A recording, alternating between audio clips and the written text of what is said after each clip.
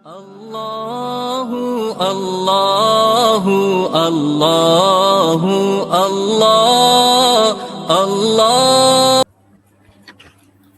السلام علیکم ورحمۃ اللہ وبرکاتہ۔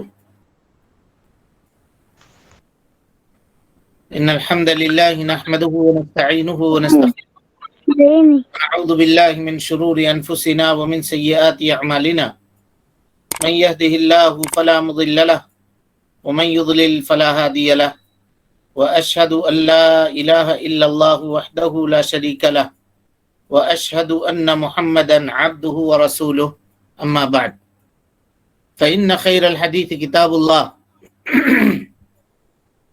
وخير الهدي هدي محمد صلى الله عليه وسلم، وشر الامور محدثاتها وكل محدثة بدعة وكل بدعة ضلالة وكل ضلالة في النار۔ محترم حاضرین، سامعین و سامعات، ناظرین و ناظرات، کتاب التوحید کے اس درس میں آپ تمام حضرات کا خیر مقدم ہے۔ اللہ رب العالمین ہمارے اور آپ کے مل بیٹھنے کو قبول فرمائے، علم نافع، علم دین سیکھنے، اس کے مطابق عمل کرنے، اس کی دعوت عام کرنے اور اس راستے میں آنے والی مصیبتوں کے اوپر اللہ رب العالمین ہمیں اور آپ کو صبر کی توفیق نصیب فرمائے۔ گزشتہ درس میں مسائل کے تعلق سے گفتگو ہماری اور آپ کی چل رہی تھی، باب الدعوہ الی شہادت اللہ الہ الا اللہ، لا الہ الا اللہ کی طرف لوگوں کو بلانا یا اس کی دعوت دینا۔ اس چیپٹر کے مسائل کا تذکرہ آپ کے سامنے چل رہا تھا۔ چلیں، کتنا پڑھے تھے؟ 3 نمبر پڑھے تھے جی۔ چلیے۔ الحمدللہ بعد والصلاۃ والسلام علی من لا نبی بعد، اما بعد۔ 4 حسن توحید یہ ہے کہ اللہ تعالیٰ کو ہر عیب سے پاک مانا جائے۔ جی ہاں، چوتھا نمبر ہے، مصنف رحمۃ اللہ علیہ نے یہ کہا کہ اللہ رب العالمین کو حسن توحید، توحید پورا کا پورا حسن ہے جی۔ توحید سے بہتر دنیا میں کوئی چیز نہیں ہے، کوئی چیز نہیں ہے۔ اور اسی طریقے سے جب توحید سب سے بہتر ہے تو توحید والے سے بہتر دنیا میں کوئی چیز نہیں ہے، توحید والے سے بہتر دنیا میں کوئی چیز نہیں ہے۔ اور اسی طریقے سے توحید اصل میں بہتر ہے، اور توحید کا اثر امت کے اوپر، فرد کے اوپر، سماج کے اوپر، سوسائٹی کے اوپر اچھا پڑتا ہے اس کا اثر۔ اسی طریقے سے توحید والا جو ہوتا ہے وہ چین، سکون اور طمانینت کے اندر اس کی زندگی بسر ہوتی ہے، گزر ہوتی ہے۔ اور پورا کا پورا توحید بہتر ہے، احسن ہے۔ اور یہ کیوں نہ ہو، یہ ہمارے اور آپ کے رب کا حق ہے جی، ہمارے اوپر اللہ رب العالمین کا حق ہے۔ وہ اگر بہتر نہ ہو تو اور کون سی چیز بہتر ہوگی؟ سمجھ رہے ہیں بات کو؟ اگر رب العالمین بہتر ہے، رب العالمین سے بہتر کوئی نہیں ہے، تو اس کے حق سے بہتر اور کیا چیز ہو سکتی ہے؟ اس کے حق سے زیادہ خوبصورت اور قیمتی کوئی اور دوسری چیز ہو سکتی ہے؟ نہیں ہو سکتی ہے۔ تو اسی لیے توحید بہتر ہے۔ اور توحید میں سب سے بہتر چیز کیا ہے؟ وہ ہے کہ اللہ رب العالمین کو ہر عیب سے پاک کرنا۔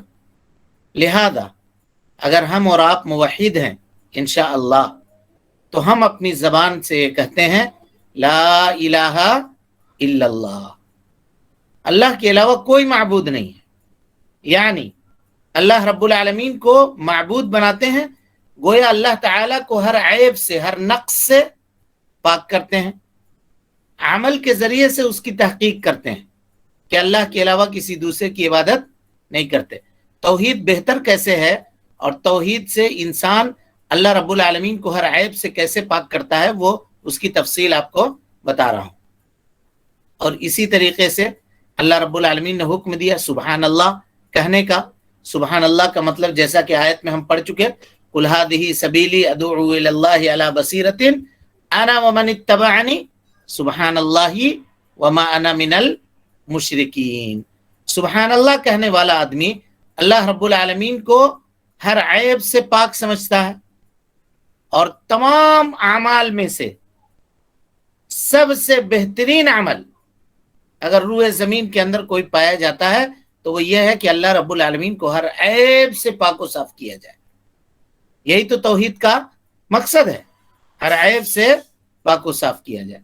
اور اسی لیے یہ کتنا سینسیٹیو معاملہ ہے دیکھیے، اسی لیے اللہ رب العالمین نے کفار کے یا مشرکین کے معبودوں کو، اگر آپ کو یہ ڈر ہو کہ ہم اس کے معبود کو برا بھلا کہیں گے تو وہ اللہ رب العالمین کو برا بھلا کہے گا، تو مشرکین کے معبود اگرچہ برا بھلا کہنے کے مستحق ہیں، کیونکہ مشرکین کے کچھ معبود ایسے ہیں جو برا بھلا کہے جانے کے مستحق نہیں ہیں۔ جیسے لوگ حضرت عیسیٰ علیہ الصلوۃ والسلام کی عبادت کرتے ہیں، تو کیا ہم حضرت عیسیٰ کو برا بھلا کہہ سکتے ہیں؟ نہیں کہہ سکتے۔ فرشتوں کی عبادت کرتے ہیں لوگ، تو فرشتوں کو ہم برا بھلا کہہ سکتے ہیں؟ نہیں کہہ سکتے۔ نہیں کہہ سکتے۔ جو برا بھلا کہے جانے کے مستحق ہیں، اگر ان کے بارے میں بھی یہ معلوم ہو کہ ہم ان کو اگر برا بھلا کہیں گے تو ان کے جو فالوورز ہیں وہ اللہ رب العالمین کو برا بھلا کہیں گے، تو ہم کو ان کو برا بھلا کہنے سے اللہ نے منع کیا۔ قرآن مجید کی آیت ہے، اللہ تعالیٰ فرماتا ہے وَلَا تَسُبُّوا الَّذِينَ يَدْعُونَ مِن دُونِ اللَّهِ فَيَسُبُّوا اللَّهَ عَدْوًا بِغَيْرِ عِلْمٍ۔ اے لوگو، اللہ کے علاوہ یہ لوگ جن کو پکارتے ہیں تم ان کو برا بھلا مت کہو، کیونکہ اگر تم ان کو برا بھلا کہو گے تو وہ اللہ رب العالمین کو برا بھلا کہیں گے۔ لہذا اللہ رب العالمین کو ہر عیب سے پاک کرنے کے طریقوں میں سے ایک طریقہ یہ ہے کہ اگر ہم کو یہ پتا ہو کہ ہم مشرکین کے معبودوں کو برا بھلا کہیں گے تو وہ ہمارے رب کو برا بھلا کہیں گے، تو ہم ان کے معبودوں کو برا بھلا نہیں کہیں گے۔ سمجھ میں آئی بات کہ نہیں آئی؟ جی جی۔ تو یہ ہمارا دین ہے، اور اس طریقے سے ہم اللہ رب العالمین کو ہر عیب سے پاک و صاف کرتے ہیں، ہر عیب سے پاک و صاف کرتے ہیں۔ اور اس سے یہ پتا چلا کہ توحید پورا کا پورا حسن ہے، پورا کا پورا بہتر ہے، اور بہتر ہونے کی وجہ یہ ہے کہ وہ ہمارے اور آپ کے رب کا حق ہے ہمارے اوپر۔ تو جب رب بہتر ہے تو اس کا حق بھی، ہاں بولیے، جب رب سے بہتر اللہ سے بہتر کوئی نہیں، تو اس کے حق سے بہتر بھی کوئی نہیں، کچھ بھی نہیں دنیا کے اندر۔ چلیے 5، شرک کی ایک خرابی یہ ہے کہ یہ اللہ تعالیٰ کے لیے گالی اور اس کی ذات میں عیب اور نقص ہے۔ اللہ اکبر، اللہ اکبر۔ اللہ رب العالمین کے لیے اس سے بڑی بری بات جو لوگ اللہ تعالیٰ کو لگاتے ہیں، اس سے کوئی بری بات نہیں ہو سکتی کہ کوئی آدمی اللہ تعالیٰ کی عبادت میں، اس کی ربوبیت میں، اس کی الوہیت میں، اس کے اسماء اور صفات میں کسی کو شریک کر دے۔ اس سے بڑی بری بات روئے زمین کے اندر جو لگانے والے لگاتے ہیں اللہ کو، اس سے بری بات کوئی اور ہو نہیں سکتی۔ اور یہاں ہمارا اور آپ کا امتحان ہوتا ہے۔ اگر کوئی آدمی کھلم کھلا ہمارے دین کو برا بھلا کہے، ہے نا، تو ہم لوگ اس کے جواب دینے کے لیے زبان سے، قلم سے تیار ہو جاتے ہیں، اس کو برا سمجھتے ہیں، دل سے اس کے اوپر لعنت پڑھتے ہیں۔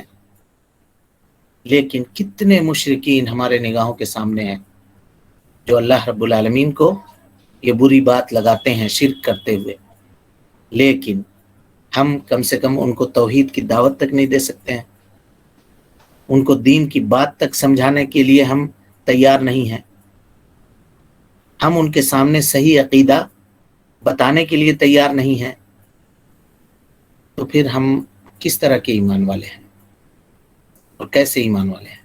غور کیجیے۔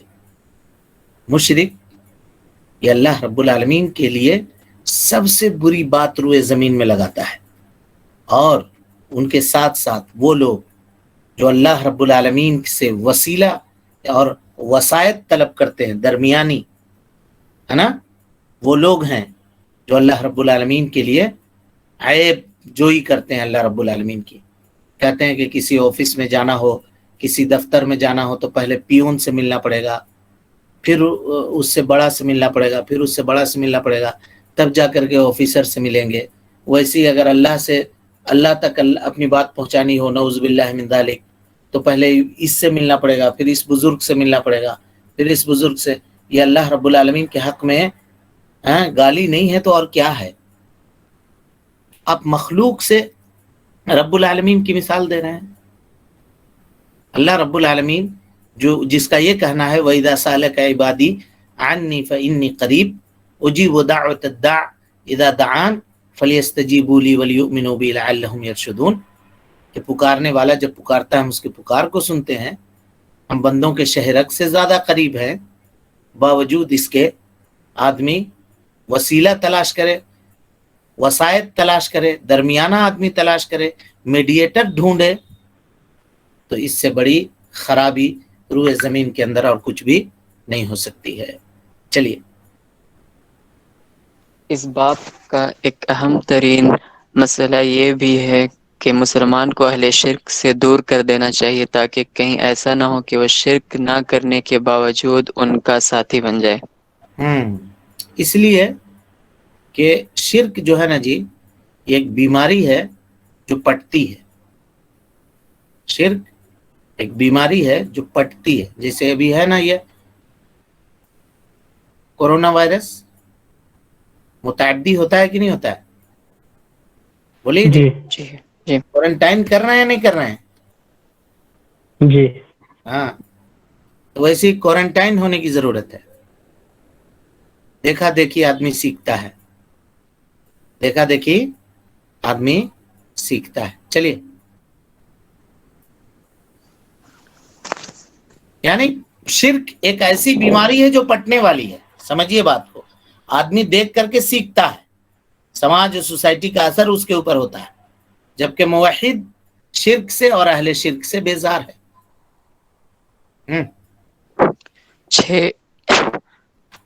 7 جملہ واجبات دین میں سے سب سے پہلا واجب مسئلہ توحید ہے۔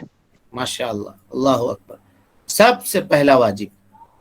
دلیل، معاذ ابن جبل کو اللہ کے نبی صلی اللہ علیہ وسلم نے جب یمن کی طرف بھیجا تو کیا کہا؟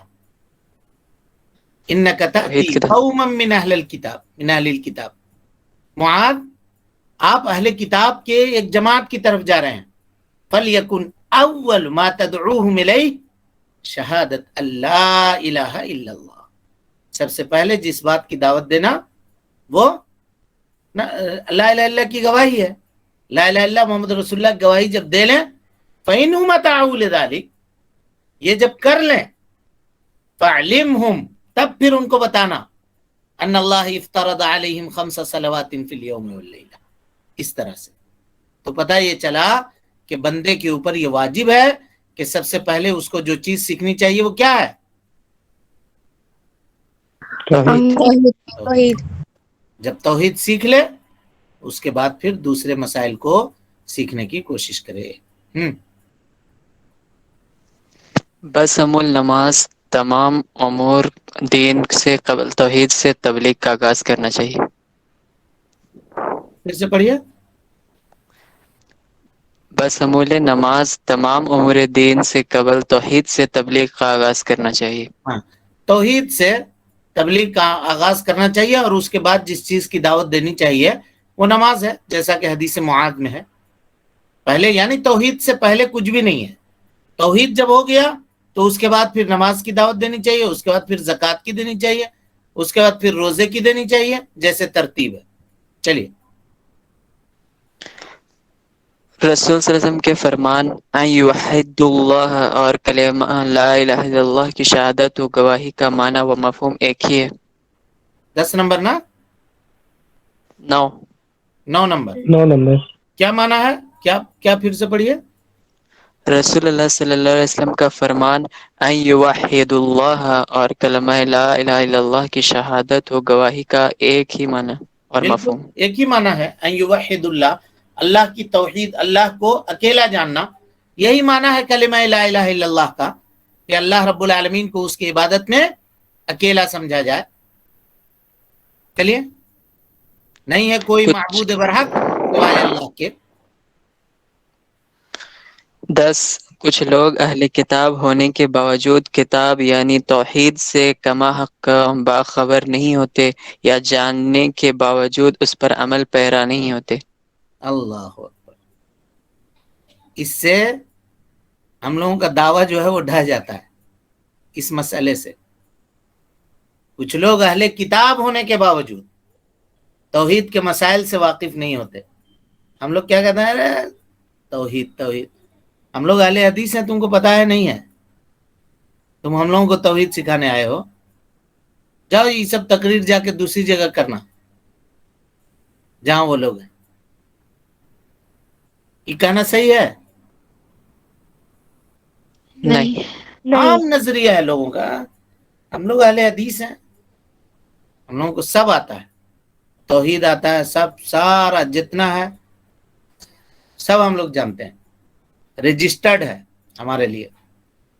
یہ سب دوسری جگہ جا کے بولیے جہاں لوگ نہ جانتے ہیں. اللہ رب العالمین یہ کہہ رہا ہے، اللہ کے نبی صلی اللہ علیہ وسلم نے اہل کتاب کو دعوت دینے کے لیے کہا توحید کی. کبھی کبھی ایسا ہوتا ہے کہ کوئی آدمی لا الہ الا اللہ کا معنی دنوں رات لا الہ الا پڑھتا ہے، جی صبح و شام رٹتا ہے لا الہ الا لا الہ الا لا الہ الا لا الہ الا، لیکن اس کے معنی کو نہیں سمجھتا ہے. آخر آج ہم لوگ جتنا لا الہ الا پڑھتے ہیں دن بھر میں، اہل حدیث ہونے کے باوجود دوسرے لوگوں کو آپ دیکھیں ہم سے زیادہ پڑھتے ہیں. تسبیح کا دانہ لے کر کے پڑھتے ہیں نہیں پڑھتے ہیں بولیے؟ جی.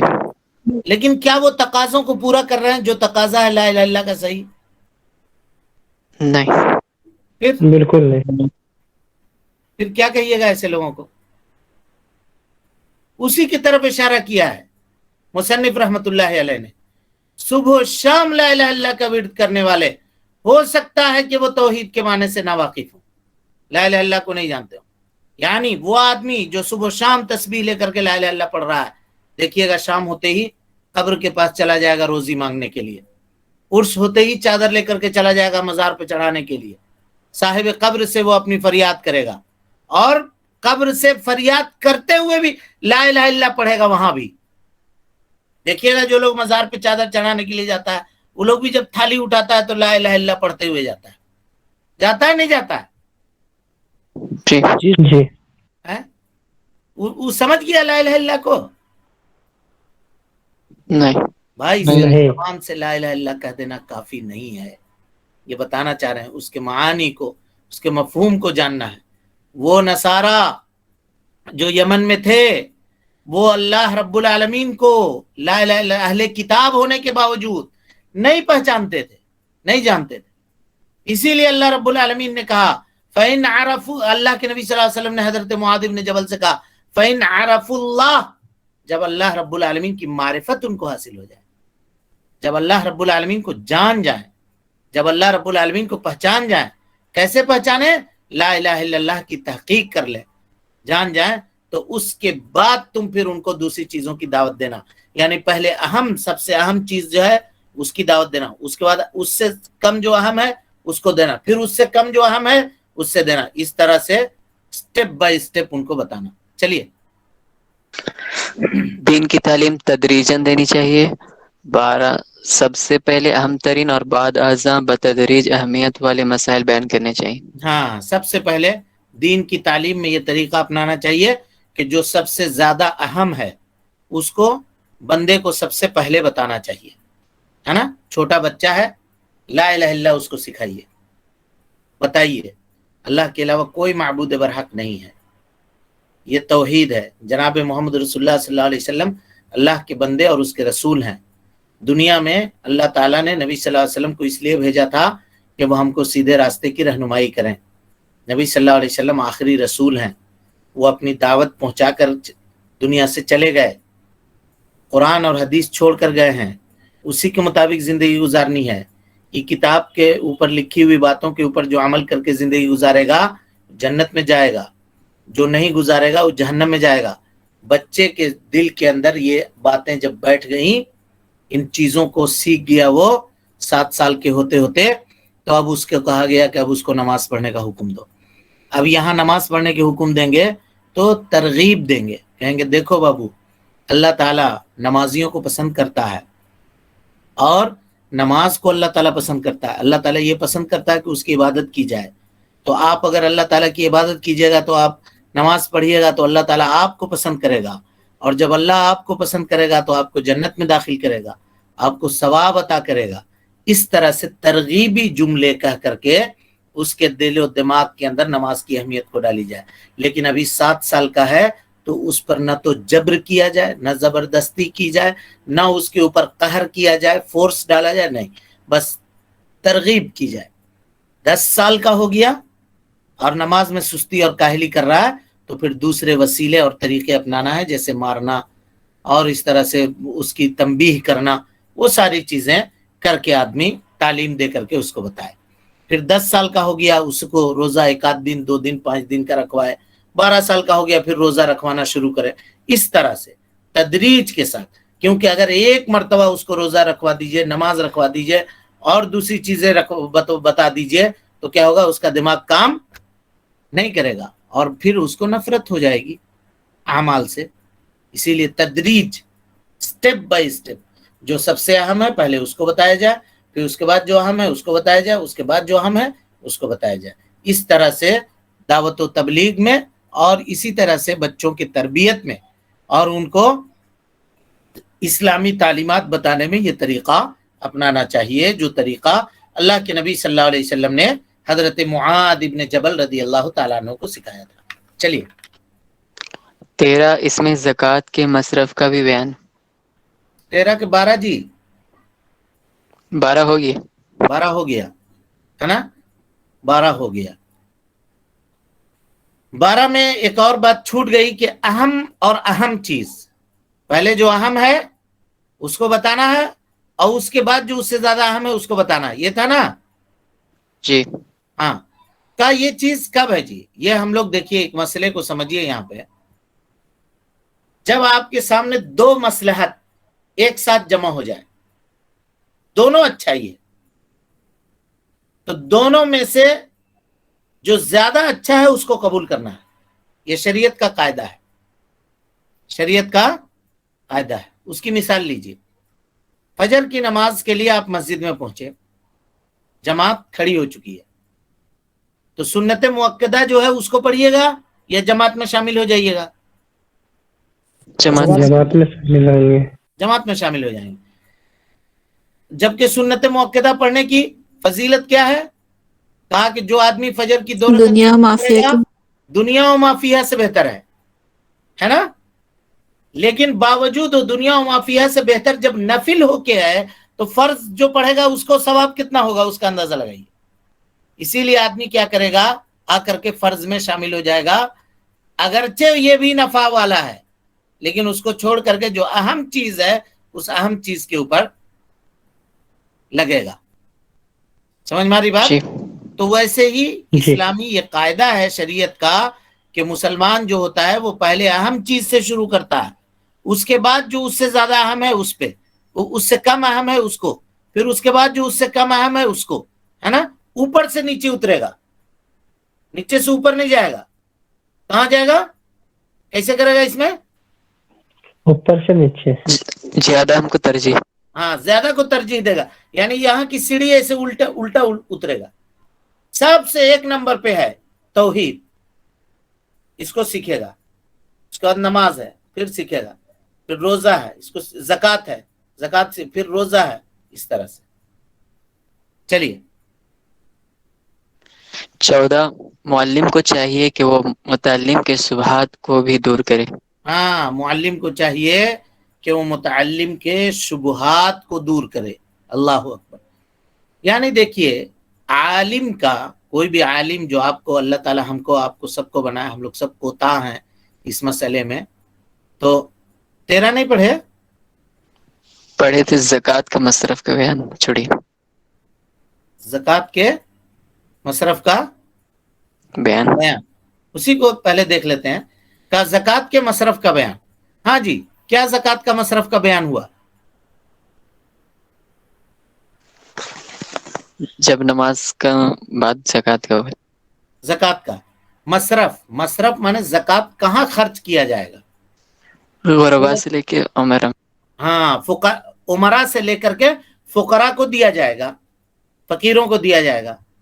تو یہاں کہنے کا مصنف کا یہ مطلب ہے کہ زکوٰۃ کے مصرف میں سے ایک مصرف کا علم ہوا، اور مصارفین زکوٰۃ جو ہیں، یعنی جن جن کو زکوٰۃ دیا جائے گا، تو ہم نے اس دن بتایا تھا آپ کو کن کو ان کو دیا جائے گا، جب تفصیل کی تھی تو کہا انما الصدقات للفقراء والمساکین والعاملین علیہا، جو اس پہ کام کرتے ہیں، والمؤلفۃ قلوبہم، دلوں کو بدلنے کے لیے، وفی الرقاب، قیدی، والغارمین، قرضدار، وفی سبیل اللہ، اللہ رب العالمین کے راستے میں، وابن السبیل، مسافر کو یہ دیا جائے گا۔ یہ 8 کیٹیگری ہے جو اللہ رب العالمین نے زکوٰۃ کے مال کو لینے کے لیے بنایا ہے۔ 8 طرح کے لوگ ایسے ہیں کہ اس فارم میں اگر وہ ہوں گے، اس کیٹیگری میں اگر وہ آتے ہوں گے تو وہ زکوٰۃ لے سکتے ہیں، مستحق ہیں۔ لیکن دینے والا جو زکوٰۃ دے رہا ہے، اگر ان 8 میں سے کسی ایک کو بھی زکوٰۃ دے دے گا تو اس کا زکوٰۃ ادا ہو جائے گا۔ دلیل اس کی نبی صلی اللہ علیہ وسلم قول معاذ بن جبل کو اللہ کے نبی صلی اللہ علیہ وسلم نے کہا کہ فَإِنْهُمْ أَطَاعُوا لِذَلِكَ، اے معاذ اگر آپ کی بات یہ لوگ مان لیں نماز کے سلسلے میں، فَعْلِمْهُمْ، تو پھر ان کو بتانا کیا، ان اللہ افترض علیہم صدقتاً، اللہ رب العالمین نے ان کے اوپر زکوٰۃ کو فرض قرار دیا ہے، تؤخذ من اغنیائہم، جو ان کے مالداروں سے لیا جائے گا، وترد الی فقرائہم، اور انہی کے فقیروں کو دے دیا جائے گا۔ انہی کے فقیروں کو، ہم نے کہا تھا نا، اس سے یہ دلیل بنتا ہے کہ جس جگہ کی زکوٰۃ ہے اس کو وہیں پہ خرچ کرنا چاہیے، الا یہ کہ کوئی بڑا مصلحت آپ کے سامنے آ گیا، کوئی بڑی مصلحت ہے کہ یہاں نہیں خرچ کر کے دوسری جگہ خرچ کر رہے ہیں، یا وہاں کے لوگ زیادہ محتاج ہیں یہاں کے لوگوں سے، تو ایسی صورت میں باہر بھی دیا جا سکتا ہے، باہر بھی دیا جا سکتا ہے۔ چلیے، معلم کو چاہیے کہ وہ متعلم کے شبہات کو بھی دور کرے۔ ہاں، معلم کو چاہیے کہ متعلم کے جو شبہات ہیں ان کو دور کرے، ان کو دور کرے۔ عالم کے آداب میں سے یہ بات ہے جی، اللہ رب العالمین ہم کو اور آپ کو ان لوگوں میں سے بھی بنائے، ہم لوگ سب کوتاہ ہیں، کہا تھا میں نے اس سے پہلے بھی، کہ کوئی ایسا مسئلہ جو متعلم کے یعنی طالب علم کے ذہن میں پیدا ہو، عالم کو چاہیے کہ حسن و خوبی سے اس کے اس اشکال کو دور کرے، اس کے اس اشکال کو، اس کا جو ڈاؤٹ ہے اس کو کلیئر کر دے، اس کو باقی نہ رکھے۔ یہ بات کہاں سے اخذ کی مصنف رحمۃ اللہ علیہ نے؟ علی رضا نے مڑ کر پھر مڑا نہیں تھا، سوال جو کیا تھا واپس۔ ہاں، اور ابھی حدیث علی میں کہاں ہیں ہم لوگ؟ سہل ابن سعد کی روایت میں نہیں ہے، ابھی معاذ ابن جبل کی روایت میں ہے، یہاں تلاشیے۔